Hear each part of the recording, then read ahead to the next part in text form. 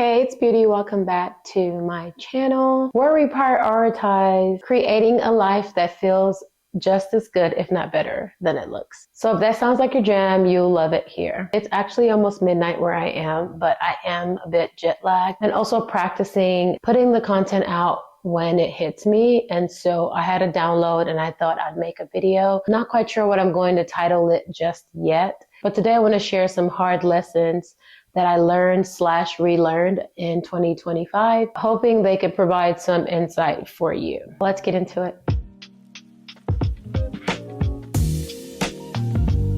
So the first one is words are spells. Use them wisely. I'm one of those people that believes that we are all unique in our own different ways, and everyone has different things that they consider skills or unique features, if I may. For me, it has always been my ability to make stuff happen. And again, this is one thing that could be generalized, but I can only speak for myself. And I have found that words are very, very powerful. This year, it really stuck because my grief put me in such an interesting place mentally that I suppose I forgot my power a little bit just because of how much in a state of surrender I've kind of been. Slowly but surely, I have been reminded that my words and my thoughts as well are very powerful, and I have to be careful what I give my attention to. And again, if this is for you, then it'll resonate as well. I suppose going into the new year, I just want to do better at holding myself accountable when it comes to only speaking the things that I want. Being very mindful about the jokes that I make. This one can get very long, but we have a few to cover, so I'll move on. Okay, the second one I wrote down is no matter how much you want to bring people along, sometimes they just can't come with you. This one was a very hard lesson for me.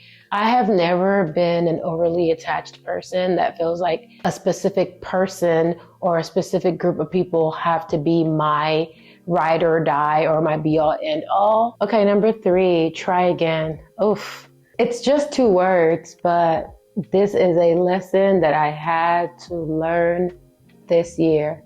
Because by nature, I am not prone to gravitating towards things that require so much friction and push. That's not to be mistaken for being passive or not fully going after what I want. I've talked about this in more detail in a previous video. I'll link it up here if you're interested. But generally speaking, I've just come to a point in my life where it's like, if it's mine, why am I fighting for it? Why do I have to fight to be, the best sister, the best partner, the best friend, the best aunt, the best, name it, the best worker, the best anything, right? Who I am naturally consists of me giving 120% to those that I love and care about anyway. But the fighting though, you know what I mean? And so I think this year has really stretched me as far as figuring out when is it considered stressful and unnecessary, and when do I actually try again? And I'll go into more detail about that, I'm sure, in another video, because this was a lesson that kept repeating itself. But I feel like I'm learning quite quickly. I can't say that I 100% fully got it yet, but I'm paying attention and learning day by day to decipher between when to give it one more try and when to learn when I'm just being stubborn and I need to not do the thing. Does that make sense? And speaking of, number 4 is that your intuition doesn't need any proof. I've talked about this multiple times, whether it's on the podcast or even on this channel. There are just some things that we know innately. I'm saying we because if you click this video, I assume that you gravitate towards my content and we're on the same wave. But let me speak for me again. There are some things that I just know innately, right? And having been here a couple decades, it will teach you that when you know, you just know. And I'm not talking about in a romantic standpoint, right? I'm currently reading The Gift of Fear. I'm going to review that probably later on this month or maybe even into the next year. And he talks about this. He talks about how a woman's intuition will kick in and they'll choose to override that using reason right? Costing themselves their lives sometimes, right? I recently moved to a country that I technically don't really have to worry about my safety, but from an emotional safety standpoint, right? Not everybody is safe for you. Not everybody deserves your story. Not everybody deserves your tears. Not everybody deserves your shortcomings. Not everybody needs to know your blind spots, right? Because while I pride myself on not being so my haters oriented, I am one of those people that does like to prove my lovers right versus my haters wrong, whoever the heck they are, right? I still feel that not everyone is privy to your life and everything that you have going on. And a lot of times your intuition will tell you, right? Whether it's someone that you just met and you kind of feel uncomfortable sharing, or if it's someone that you have known for a while, but maybe like as of late, you're just finding yourself feeling funny, you know? And the way I do it is if I'm having a second thought, it doesn't matter why, right? Because it doesn't make that person a bad person. Maybe that piece of information just does not need to be shared. And sometimes it just doesn't need to be shared yet. You will have the opportunity, but it's just not necessary to rush the 411. And that's a lesson that I had to learn this year as well. Okay, number 5, people can see your greatness and still not treat you accordingly. It has nothing to do with you. But when you have something full and special, you guard it. You don't move around recklessly, right? The way I like to compare this to is like, imagine that you are holding a mug. I love tea. So if I was holding a mug full of tea, my favorite tea, let's say raspberry leaf, right? The fuller it is, the more careful I'm going to be, right? If it's almost at the brim, I'm not going to be running around, every which way switching, I'm not even going to let the average person come towards me, right? Let's say somebody's moving real fast. I'm going to go like this, right? I'm going to get out the way because I can't risk this person that's coming, Speedy Gonzalez, to spill my tea, right? And that analogy applies to you, right? So if I know that what I have is valuable, right? If I know that I am full of a really good thing, am I going to move like I have nothing to lose? No, right? And so even when I identify that someone is mishandling me, I've always made it a priority to not get my lick back or prove something to them or whatever it is that people talk about, particularly online, right? Everybody has to do whatever works for them. But personally, this year really showed me a lot about myself, and it showed me my strength, right? And my ability to not weaponize that strength, even when I could, right? And we don't talk enough about that. I see a lot of stuff online where it's like, go non-contact, or no, contact them again just so that you can do them how they did you. And all of these kind of things, if your friend is moving shady, make sure and it's cool. Everybody has to do, sometimes a good crash out is good for the soul, right? Sometimes, I don't know. Everybody got to do what they got to do. But personally for me, I have found so much solace in not doing people how they do me. I found so much solace in realizing that, yeah, I could. I really, really, really could right now, but I'm not going to. Because I'm not you, right? I have nothing to prove. And it's not for a pat on the back. It's not for accolades. A lot of times, some of these people don't even know. They don't know what I'm capable of, right? And I don't care to show my hand.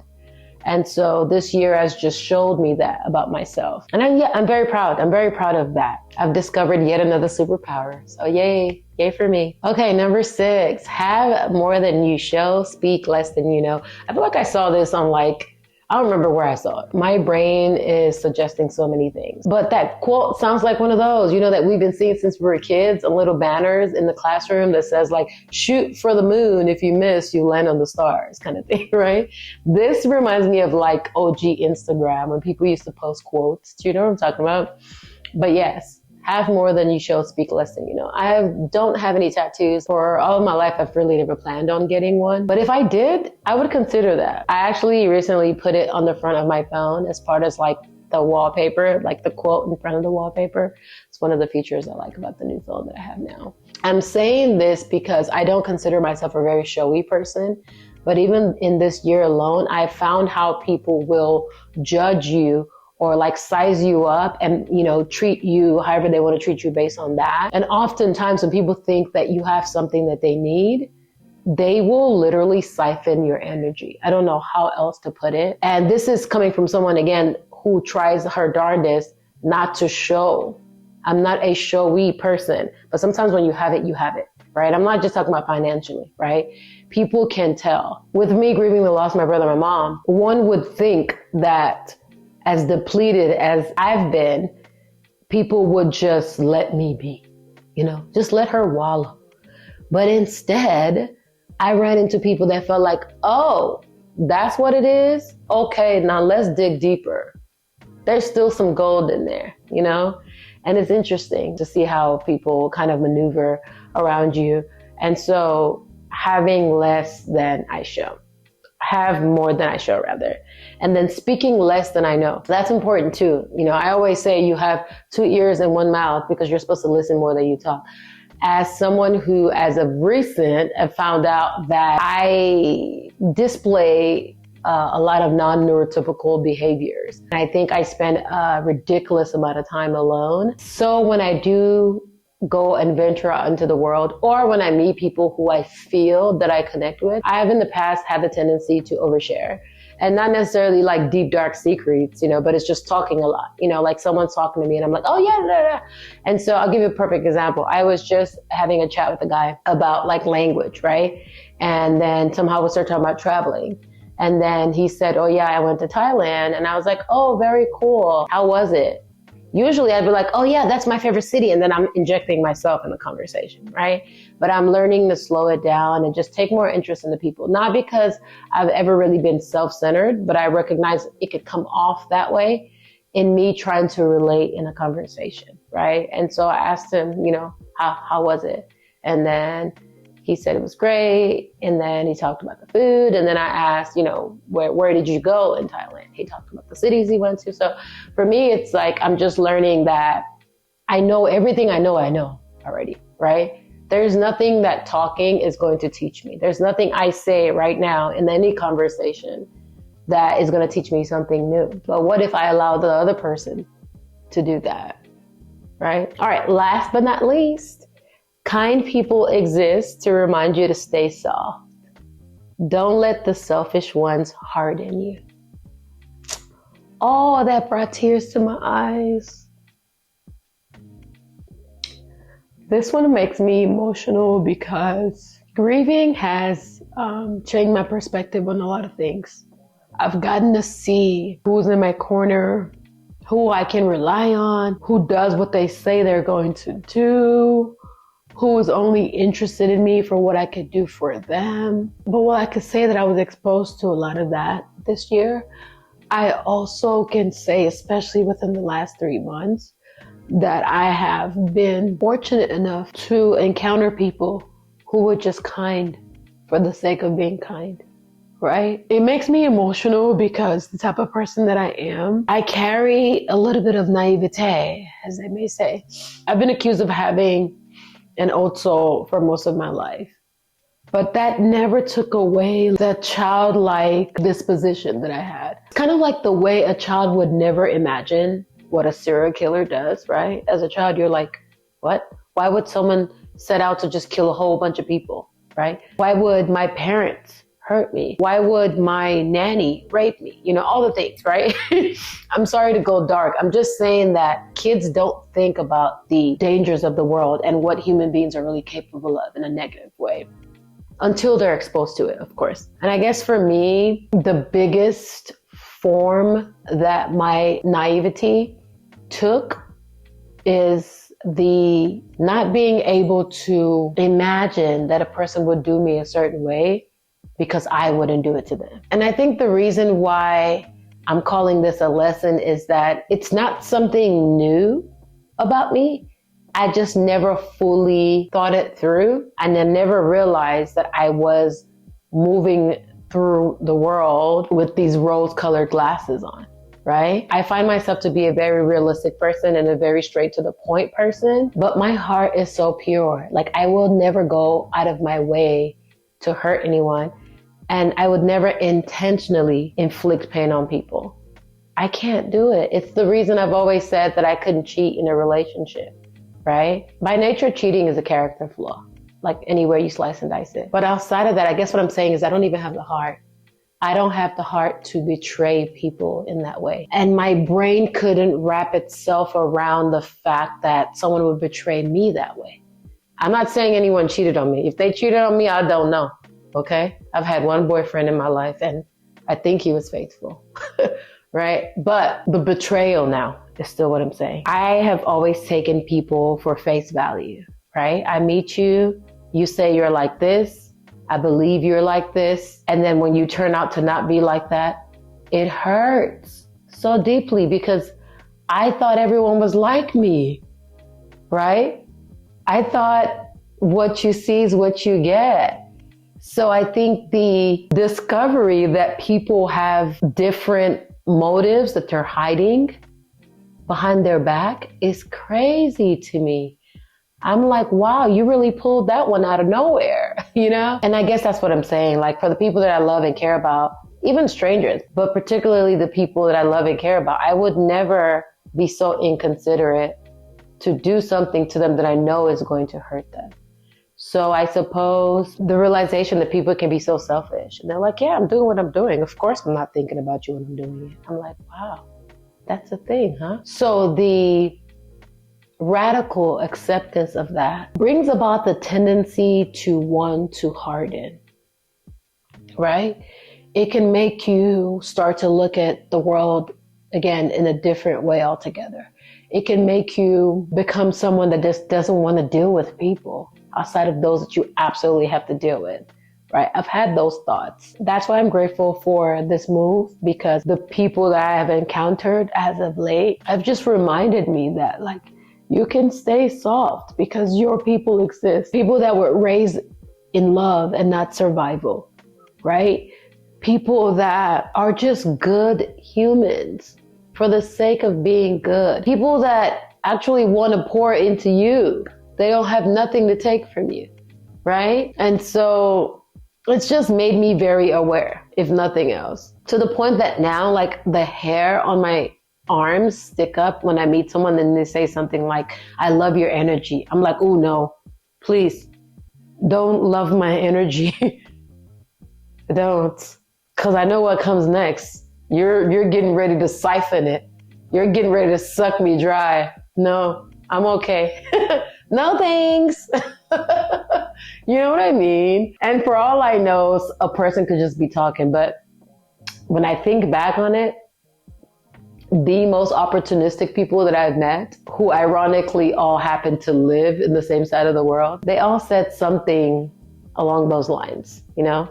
So yeah, I'm so good. I'm good on the love your energy though. This video was inspired by this pillow actually to my right, and we're not gonna go into too much detail, but I got teary-eyed reading the pillow before I decided to just turn the camera on, because it was just like confirmation for me, right? This is my filming space, and so I wanted to order things that made me feel good and that had intentional messages. But little did I know that a phrase that I coined would end up on the actual pillow. I think I read it, but I didn't read it in detail.